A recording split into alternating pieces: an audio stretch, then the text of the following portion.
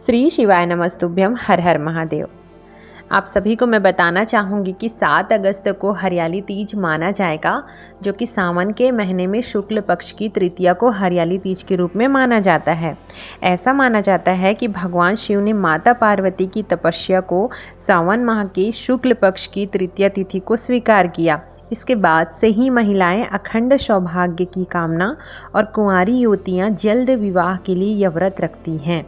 यदि आप यह व्रत रख रहे हो या नहीं रख रहे हो, तब भी आप इन चीज़ों को बिल्कुल सुने। हरियाली तीज का महत्व क्या होता है, हम इसमें क्या उपाय कर सकते हैं, इनमें क्या क्या चीज़ों का महत्व होता है और इसका इतिहास क्या है, तो आप सभी को मैं बताना चाहती हूँ कि हमारे ग्रंथों में हर एक चीज़ का वर्णन है, अद्भुत वर्णन है।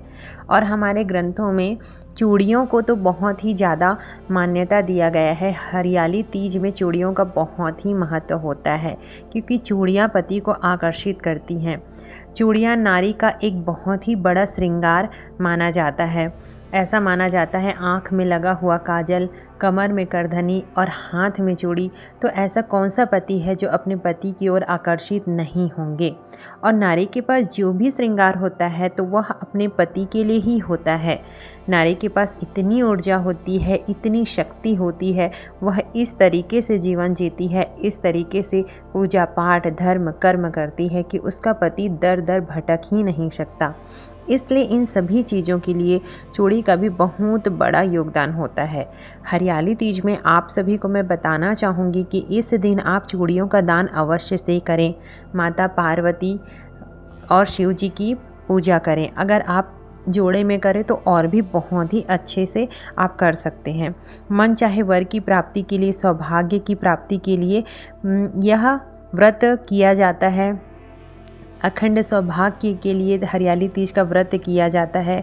और जो नवविवाहित रहते हैं वो भी यह व्रत कर सकती हैं, या जो कन्याओं का विवाह नहीं हो रहा है वह भी यह व्रत कर सकती हैं। अगर व्रत नहीं कर सकती हैं तो उपाय तो अवश्य से ही कर सकती हैं। देखिए, मैंने आपको बताया है कि चूड़ी का बहुत बड़ा योगदान होता है, क्योंकि हमें ऐसा लगता है कि हम जो भी कलर की चूड़ियाँ पहनते हैं उसमें हमारे पति के लिए ही होता है।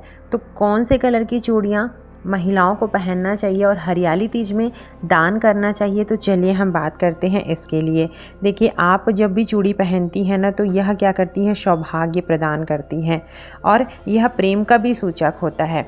तो जब हम जो भी नारियाँ भजन साधना करती हैं, पूजा पाठ करती हैं, तो इससे क्या होती है, ऊर्जा मिलती है। तो चलिए बात करते हैं लाल रंग की चूड़ी का।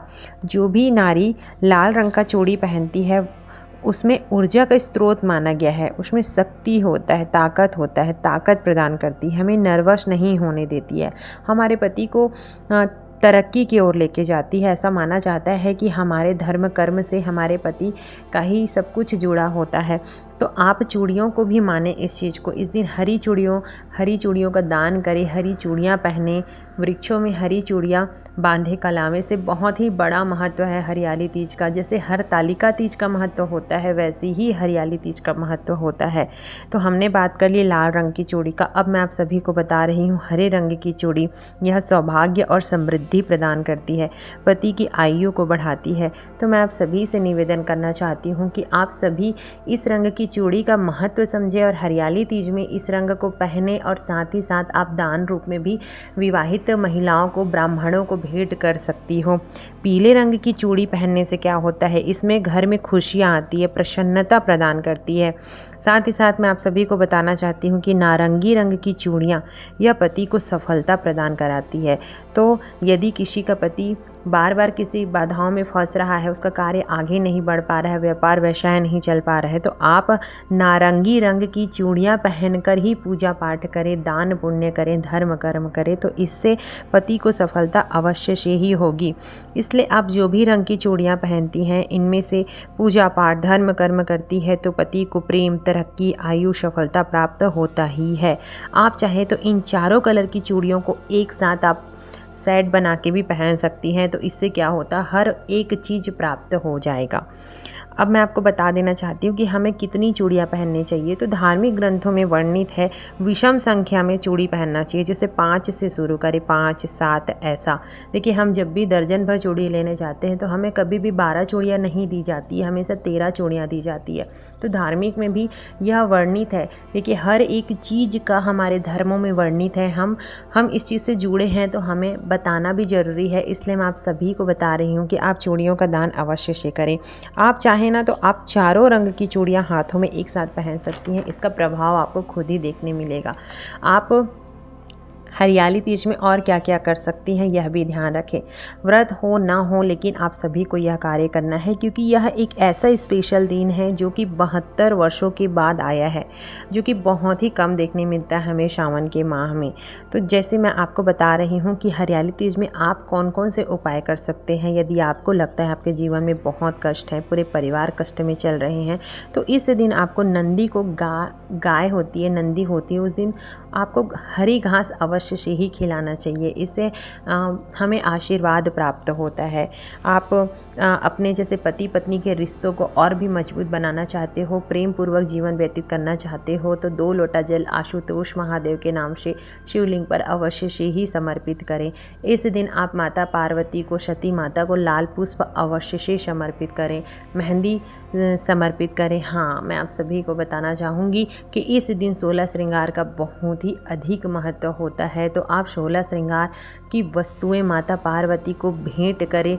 दुर्गा माता के मंदिर में जाके या शिव परिवार के मंदिर में जाके आप माता रानी के चरणों में भेंट करें। 16 श्रृंगार की वस्तुएं आप सुहागिनों को अवश्य से बांटें अपने सामर्थ्य के अनुसार। यदि आप एक जोड़ा को भी बांट देती है ना, तो आपका सुहाग अखंड हो जाता है।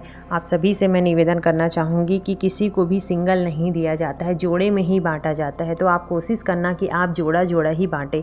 मतलब जोड़ा कहने का मतलब यह है कि आप एक चूड़ी ना देना है तो 2, 4 ऐसे बांटा कीजिए, जिससे आपका भी जोड़ा हमेशा अखंड रहेगा, ऐसा माना जाता है।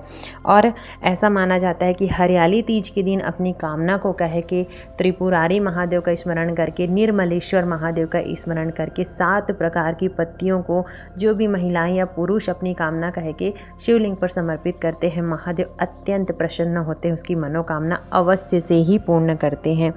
इस दिन आपको एक वस्तु अवश्य से ही दान करना चाहिए, वह है हरे रंग की वस्तु।